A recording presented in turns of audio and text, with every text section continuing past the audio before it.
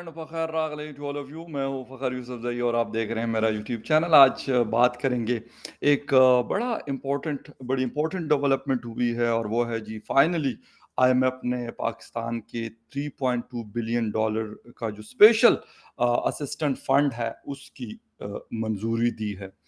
अब बड़ा जश्न मनाया जा रहा है, बड़ी खुशी का इज़हार किया जा रहा है, हुकूमत भी दावे कर रही है और कुछ हुकूमत के सपोर्टर भी ये कह रहे हैं कि बहुत बड़ी अचीवमेंट है। बाकायदा ट्वीट की प्राइम मिनिस्टर ऑफ पाकिस्तान मियां शहबाज शरीफ साहब ने और लिखा कि अल्हम्दुलिल्लाह हमें आईएमएफ से लोन की अप्रूवल आ गई। लेकिन क्या वाक़ई ये जश्न मनाने का मौका है, जश्न हमें मनाना चाहिए और इस लोन को हमें क्या सेलिब्रेट करना चाहिए, ये सेलिब्रेशन का वक़्त है। इस पे बात करेंगे और एक बात और है कि क्या ये हमारे लिए आखिरी चांस है, इससे हम फ़ायदा उठाकर आइंदा इस ट्रैप से निकलेंगे या फिर यही करते रहेंगे और दोस्त ममालिक को तंग करते रहेंगे कि हमें कुछ दे दे, हमें कुछ दे दे। तफसील में बात करेंगे इस खबर के और उसकी डिटेल में जाने से पहले आपसे रिक्वेस्ट भी करेंगे कि जिन जिन लोगों ने मेरे चैनल को सब्सक्राइब नहीं किया प्लीज चैनल को सब्सक्राइब करना, बेल और लाइक का बटन दबाना ना भूलें। बात हम कर रहे हैं जी इस वक्त आईएमएफ के फंड्स के हवाले से, आईएमएफ के लोन के हवाले से। वैसे तो 9th रिव्यू और 10th रिव्यू के लिए हमने बड़ी कोशिश की, 9th रिव्यू के लिए ऑलमोस्ट 8 मंथ्स तक, लेकिन वहां से हमें कुछ फायदा नहीं हुआ और वो हम सक्सेसफुल नहीं हुए। लेकिन साथ साथ ये चीज़ चलती रही कि पाकिस्तान के जो फाइनेंस मिनिस्टर है इसहाक डार साहब और मियां शहबाज शरीफ साहब और बिलावल भुट्टो जरदारी साहब और जनरल आसिम मुनीर साहब भी इसमें शामिल है, इन 4 लोगों में, जो इस चीज़ के लिए कोशिश करते रहे कि किसी तरीके से ये पैसे हमें मिल जाए। खैर, करते कराते आईएमएफ ने बड़ी मुश्किलों के बाद, बड़ी तगदो के बाद, बड़ी सख्त शराइत रखने के बाद इसकी अप्रूवल तो दे दी। ठीक है, हमें एक फॉर द टाइम बीइंग हमें एक रिलीफ ज़रूर मिला है, इसमें कोई शक नहीं है। स्टॉक एक्सचेंज भी आज काफ़ी तकरीबन 23-2400 पॉइंट्स जो है वो ऊपर गया है। और दूसरे लोग ये समझ रहे हैं कि शायद इसके आने से पाकिस्तान में कोई बहुत बड़ी तब्दीली आएगी। तो उनको थोड़ा-सा समझाने के लिए मैं दोबारा से इस पे वीडियो कर रहा हूँ। हालाँकि ईद से पहले वाली जो वीडियो थी वो भी आईएमएफ लोन के हवाले से थी, जो लास्ट वीडियो लगी हुई है। वो ये है कि भई फ़िलहाल इस तरह के कर्ज़ के पैसों से कोई खुशहाली नहीं आनी। दूसरी बात, कुछ लोग ये समझ रहे हैं कि शायद डॉलर जो 290 या 95 का है, वो हो सकता है कि 190 या 150 पे आ जाएगा। तो ऐसा कुछ नहीं होने वाला।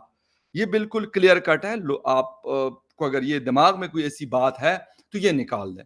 हाँ, थोड़ा-सा रिलीफ मिलेगा रुपए को, हो सकता है 5 से 10 रुपए या मैक्सिमम 15 रुपए तक, लेकिन इससे ज़्यादा, बल्कि मुझे ये भी नहीं लगता कि ये भी हो जाए। लेकिन थोड़ा-सा कुछ रुपए को कोई थोड़ी-सी स्टेबिलिटी मिल सकती है। लेकिन ऐसा नहीं हो सकता जिन लोगों का ये ख्याल है कि 3 अरब डॉलर जो हमें उधार के मिले हैं, इससे हमें बस हमारे सारे मसले जो हैं वो यूं करके सॉर्ट आउट हो जाएंगे। तो ऐसा कुछ नहीं होने वाला। इस वक्त हमें जो सांस नहीं आ रहा था, वो सांस लेने का मौका हमें प्रोवाइड किया गया है फ्रॉम आईएमएफ, जिसमें बहुत सारे दोस्त ममालिक, यूएई, सऊदी अरेबिया, चाइना का भी बहुत बड़ी कंट्रीब्यूशन है।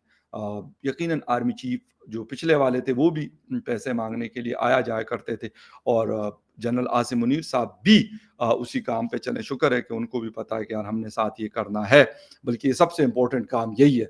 बाकी चीज़ चलती रहेगी, हिफाजत करना मुल्क की या बाकी काम धंधे करना, वो तो चलता रहता है। लेकिन क्योंकि अगर पैसा नहीं मिलेगा तो फिर काम चलेगा कैसे? तो उनकी भी कंट्रीब्यूशन है। मैंने कहा ना 4-5 लोगों की कंट्रीब्यूशन है। फिर जो एमडी है आईएमएफ की, उनसे भी 2-3 दफ़ा कान में जाके कोई खुसर-पुसर करते रहते, कोई विस्परिंग करते रहे शहबाज शरीफ साहब। पता नहीं क्या कहानियाँ सुनाई है, मुझे नहीं पता। ये वो मैडम अगर कभी बताना चाहें तो वो बता सकती हैं। लेकिन फिर भी उन्होंने किसी तरीके से चलो ये बात उनसे बावर करवा दिया कि नहीं जी, हम आपके पैसे खाएँगे नहीं, आपका एक-एक पैसा हम वापस करेंगे। लेकिन बस इस वक़्त हाथ हमारा बड़ा तंग है और थोड़ा-सा मेहरबानी फरमा दीजिएगा कि हमें कुछ पैसे मिल जाए। तो ठीक है, मैं कहता हूँ एक बड़ा रिलीफ़ मिला है, इसमें कोई डाउट नहीं है। लेकिन जो लोग कुछ गलतफ़हमियों का शिकार है, तो मैं इसीलिए इस पे बात कर रहा हूँ कि भई आप अपनी गलतफ़हमियाँ दिमाग से निकाल लें। جن لوگوں کو یہ لگتا ہے کہ اس سے کوئی شاید انفلیشن ریٹ کم ہو جائے گا، وہ بھی نہیں ہونا، روپے بہت زیادہ اسٹرینتھن ہو جائے گا، وہ بھی نہیں ہونا، اور ہمارے ملک میں جیسے کہتے ہیں کہ دودھ اور شہد کی نہریں بہنا شروع ہو جائیں گی، تو وہ بھی ایسا کچھ نہیں ہونے والا۔ میں نے کہا کہ وقتی ریلیف ملا ہے، جو سانس ہمارا رکا ہوا تھا اب ہلکا سا آنے جانے لگ گیا، دیٹس اٹ۔ پھر جہاں تک بات ہے جی سیلیبریشنز کی، بہت سارے لوگوں نے، یہ عمران خان حکومت میں بھی ہوا تھا، میں یہ نہیں کہوں گا کہ یار اس حکومت نے کیا، ہاں اس حکومت کو ایک مشکل اور ٹف سچویشن ملی تھی، اس میں کوئی ڈاؤٹ نہیں ہے کہ بڑی مشکل سے یہ مفتاح اسماعیل صاحب ہو یا پھر اسحاق ڈار صاحب ہو، کافی انہوں نے پاپڑ بیلے ہیں، کافی پاپڑ بیلے ہیں، اور ہر طرح کی کوشش کی، جو وہ کہتے رہے یہ لوگ کرتے رہے، جو وہ کہتے رہے یہ اس پہ عمل کرتے رہے، لیکن اس کے باوجود بھی ہمیں پیسہ نہیں مل رہا تھا۔ لیکن فائنلی انہوں نے شاید کہہ دیا کہ یار اب واقعی لگتا ہے کہ اب بالکل ہی سانس رک نہ جائے، مکمل طور پہ یہ ڈیڈ نہ ہو جائے، تو انہوں نے کہا چلو یار اب ان کو تھوڑا سا نا سانس لینے دو، جس طرح وہ پانی میں بندہ ڈوب رہا ہوتا ہے نا، ایک دم سے باہر آتا ہے تو آپ کو نا وہ سانس آ جاتا ہے، جو لوگ سوئمنگ ویمنگ کرتے ہوں یا پھر ویسے ہی وہ کرنے کے شوقین ہو نہروں شہروں میں یا اس طرح کے اس میں نہانے وہانے کے، تو ان کو یہ پتا ہے، تو وہ والی سچویشن ہمارے ساتھ رہی۔ جہاں تک بات ہے سیلیبریشنز کی، تو بھائی سیلیبریشن ادھار لے کے کوئی سیلیبریشنز نہیں ہونی چاہیے نہ، یہ کوئی بڑی بات ہے۔ ہاں یہ بات میں مانتا ہوں کہ آئی ایم ایف ہمیں پیسے نہیں دے رہا تھا، اور ان لوگوں نے ان کو یہ باور کروایا کہ بھائی آپ ہمیں پیسے دے دیں، ہم جو تھوڑے بہت ریفارمز ہیں، صحیح ریفارمز نہیں ہوئے ابھی بھی، جو وہ کہہ رہے تھے کہ بھائی 17 سے لے کے 22 گریڈ تک کے لوگوں کے ایسٹ ڈکلیریشن، اس میں سب سرکاری آفیسر شامل تھے، اس میں فوج کے لوگ بھی شامل تھے، یعنی یونیفارمڈ لوگ بھی شامل تھے، اور جو سیول لوگ ہیں وہ بھی شامل تھے، لیکن انہوں نے سیول والوں کو تو شاید ڈال دیا لیکن دوسرے والوں کو نکال دیا اس طرح کی، اور انہوں نے روپے کی ڈیویلیویشن کا کہا کہ بھائی آپ اس کو اوپن چھوڑ دیں، اوپن اور انٹر بینک مارکیٹ کو ایک کر دیں، یہ بھی شاید کچھ انہوں نے کیا۔ ٹیکس ریفارم کے حوالے سے وہ یہ کہتے ہیں کہ بھئی آپ عام آدمی کے اوپر تو ٹیکس بڑھاتے جا رہے ہیں، لیکن کھانے والے بڑے بڑے اوپر بیٹھے ہوئے ہیں۔ جس طریقے سے سینٹ کے چیئرمین کی مراد کا تھا، اور شکر ہے کہ صادق سنجرانی صاحب نے اس کو واپس لے لیا، میں بڑا اپریشیٹ کرتا ہوں، ٹھیک ہے ہم نے بڑا کرٹیسائز کیا، میں نے بھی کیا، بے تحاشا ہمارے لوگوں نے، عام پاکستانی نے بھی کیا، اور اس کے ساتھ ساتھ جو ہے خواجہ آصف صاحب نے اس کے اوپر بڑا مطلب ایک بڑی اچھی تقریر کی فلور آف دا ہاؤس، بالکل وہ ان کو بھی اپریشیٹ کرتے ہیں کہ بھائی آپ غلط کو غلط کہہ دیں فلور آف دا ہاؤس، اور ہم نے بھی کہا کہ یار اس وقت ہم پوری دنیا سے منتیں کر کے ایک ایک ڈالر مانگ رہے ہیں، اور آپ ایک جو ریٹائرڈ ہو جاتے ہیں چیئرمین سینٹ، آپ اس کو کہتے کہ آپ کے ساتھ جو ہے 20 سرونٹ ہوں گے، اور پتہ نہیں اتنے ہزار لیٹر آپ کو پیٹرول ہوگا، اور اتنے ہزار یونٹس آپ کو فری ہوں گے، اور پتہ نہیں کیا کیا بزنس کلاس میں آپ فری سفر کریں گے فیملی سمیت، تو یار یہ میرے خیال میں بہت بڑی زیادتی تھی۔ صادق سنجرانی صاحب نے میرے خیال میں بہت بڑا کام کیا ہے، ویسے تو ان کو یہ بل لانے نہیں دینا چاہیے تھا، سینٹ چیئرمین ہے، کیونکہ یار آپ تو ماشاءاللہ سے آپ کے پاس بہت پیسہ ہے یار، سنجرانی صاحب تو ایک امیر کبیر آدمی ہیں، ان کو ان چیزوں کی کیا ضرورت ہے؟ موسٹلی سینیٹرز میں نے دیکھے شاید ہی کوئی ایک آدھ ہو، یا 1% یا 2% ایسے ہو جو تھوڑے سے عام سے ہو، ویسے وہ بھی غریب تو آپ نہیں کہہ سکتے، لیکن بہت امیروں کے بیچ میں بیٹھے ہوتے تو پھر آپ کو وہ غریب لگتے ہیں، غریب نہیں ہے حالانکہ وہ بھی، تو وہ میں مانتا ہوں کہ کچھ سینیٹرز ایسے ہیں جو واقعی سینٹ میں کام کرتے ہیں، باقی ریسٹ آف دا 104 ہمارے سینیٹرز ہوتے ہیں، جس میں سے موسٹلی اربوں پتی ہیں۔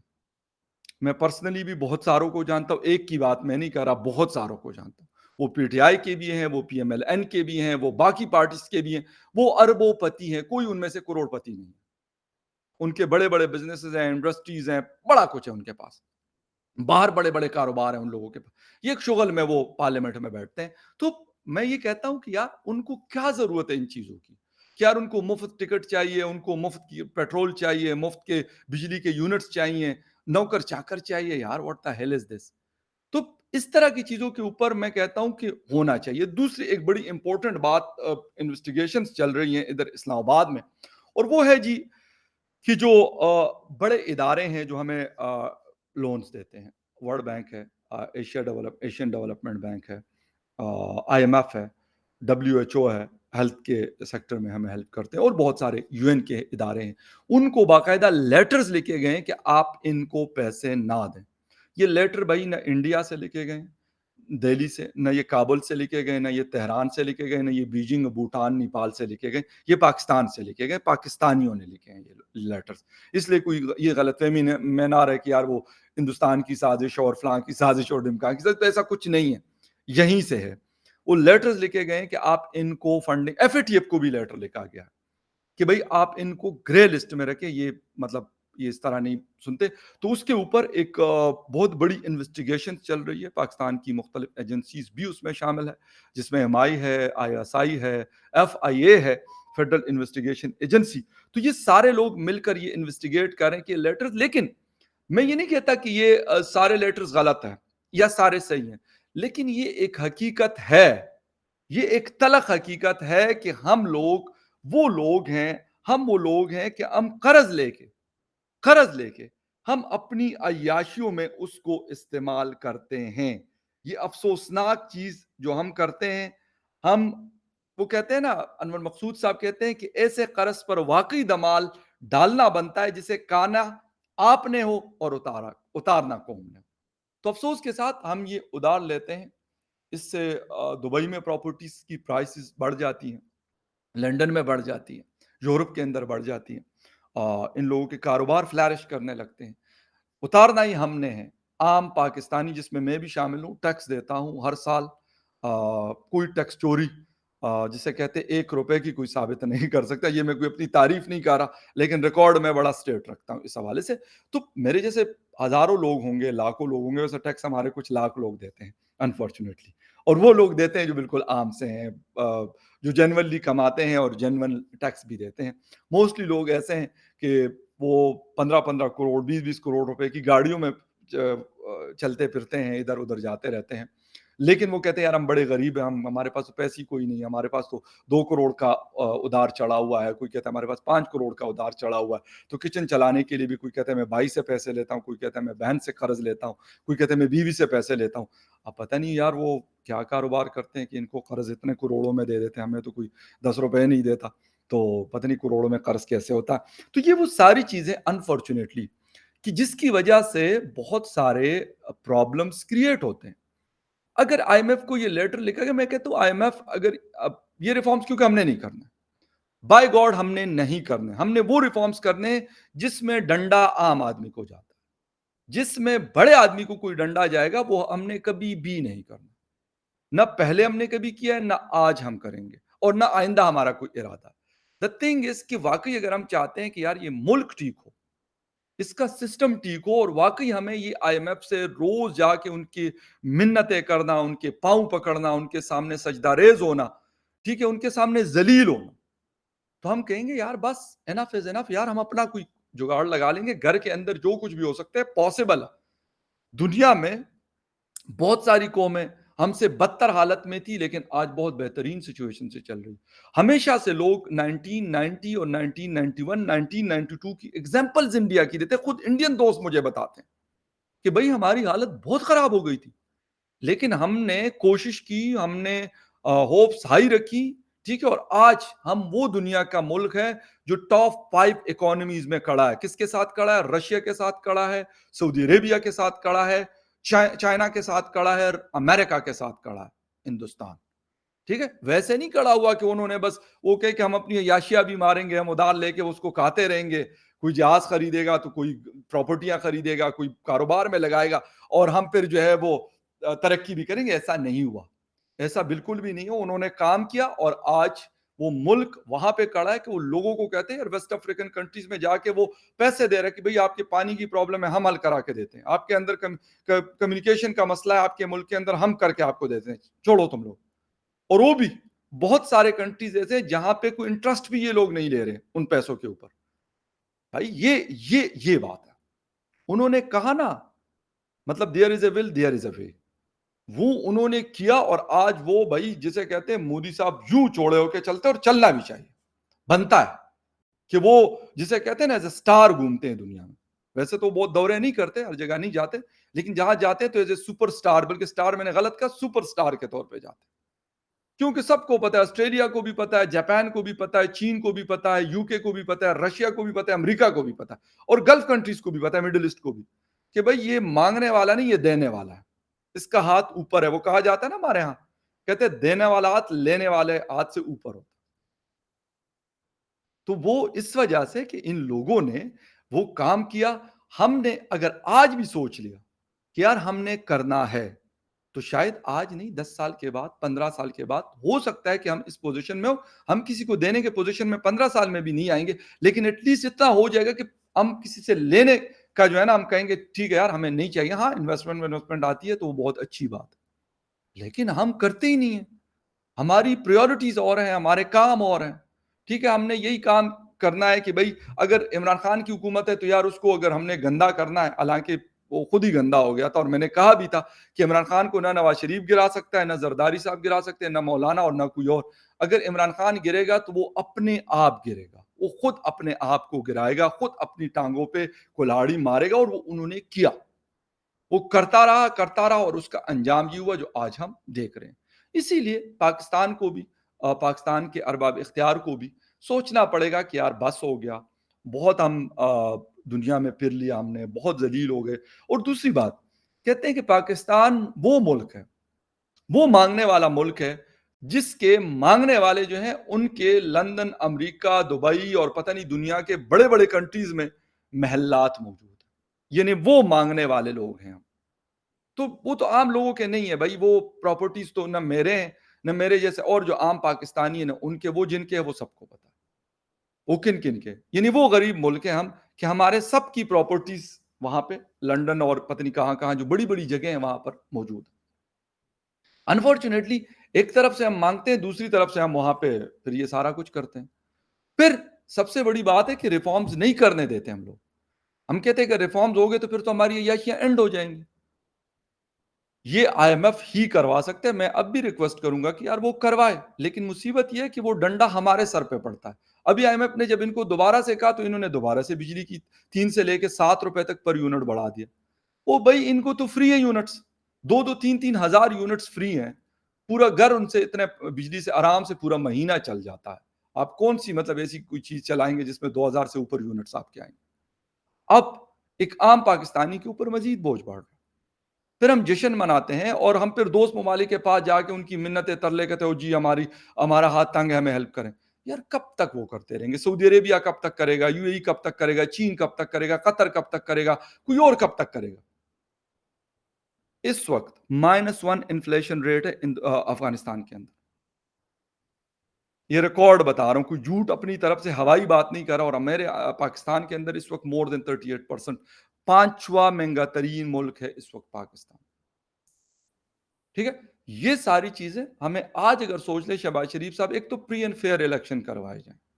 یہ ایک کو کارنر کرنا, دوسرے کو دیوار سے لگانا, یہ نہیں چلے گا یار. یہ بہت ہو گیا بس, 75 ایئرز ہم نے یہ کھیل لیا. کبھی ایک کے کہنے پہ دوسرے کو ذلیل کیا, دوسرے کے کہنے پہ تیسرے کو ذلیل کرتے رہے. یہ پولیٹیشنز کو بھی سمجھنی پڑے گی بات, یہ اسٹیبلشمنٹ کو بھی سمجھنی پڑے گی بات. اور ایک بات لاسٹ میں, کہ ہم یہ قرض لے کے اپنی عیاشیاں کرتے رہیں گے تو میرے خیال میں یہ $3.2 بلین شاید یہ آخری قرض ہے جو ہمیں ملا. اس کے بعد میرے خیال میں ہم آئی ایم ایف کے سامنے, I am sorry to say, to use this word, کہ ہم ننگا ناچ بھی کریں, ننگا ڈانس بھی کریں تو شاید وہ ہمیں پیسے نہ دے. خیر اینی وے دیکھتے ہیں. میاں نواز شریف صاحب کو تیار کیا جا رہا ہے اور ان کے حوالے سے خیر ایک الگ سے ویڈیو بھی کروں گا اور یہ ریکویسٹ بھی کروں گا میاں صاحب سے کہ میاں صاحب آپ 3 دفعہ پرائم منسٹر رہ چکے ہیں اور انفارچونیٹلی تینوں دفعہ بڑے تکلیف اور بڑی مشکل سے آپ کے ساتھ سامنے آئے ہیں, بڑی پریشانیاں, اور آپ کو نکالا گیا جو غلط تھا. لیکن اگر اب واقعی آپ انٹرسٹڈ ہے تو فار گاڈ سیک اسٹیبلشمنٹ کے ساتھ بیٹھ کر, جنرل عاصم منیر صاحب ہو یا جو بھی لوگ ہیں, ان کے ساتھ بیٹھ کے ان کو کہو سر آپ ہمارے ملک کی فوج کے سپہ سالار ہیں, جنرل ہیں, لیکن بس کر دیں, بہت ہو گیا. آپ اپنا کام کریں جو جینون کام ہے, جینون کام. باقی کام نہیں کہ ہم نے ڈی ایچ اے ایک نیا بنانا ہے, ہم نے کوئی نیا سیمنٹ کا پلانٹ لگانا ہے, ہم نے یہ نہیں. بلیو می, پیسہ یار فوج کے پاس اچھا خاصا پیسہ جاتا ہے, بجٹ بے شک ان کے پاس نہیں ہے, ان کو پراپر طریقے سے کمپنسیٹ بھی کیا جائے. میں اس بات پہ بھی وہ نہیں کرتا, کیونکہ اگر آپ فوج رکھیں گے ان کو تنخواہیں بھی دیں گے, ان کو بندوق, توپ اور جہاز بھی دیں گے. نہیں دے سکتے تو کم کر دیں, یہ آپ کا مسئلہ ہے. بٹ دا تھنگ از, یہ باقی چیزیں جو ہیں اور یہ حکومتوں کے اندر انٹرفیئرنس کرنا, یہ میاں صاحب کو زرداری صاحب ابھی ملے بھی ہیں دبئی میں، غالباً دونوں بڑے منجے ہوئے بڑے تگڑے سیاستدان ہیں، تو دیکھتے ہیں کہ یہ لوگ کیا کرتے ہیں، اور ہماری یہی ریکویسٹ ہے ان سے۔ خیر دیکھتے ہیں ہم کب تک یہ جشن مناتے ہیں IMF کے، لون کے اوپر ملتے ہیں آپ کو کسی اور نیوز اپڈیٹ میں، تب تک کے لیے ٹیک کیئر اینڈ بائے۔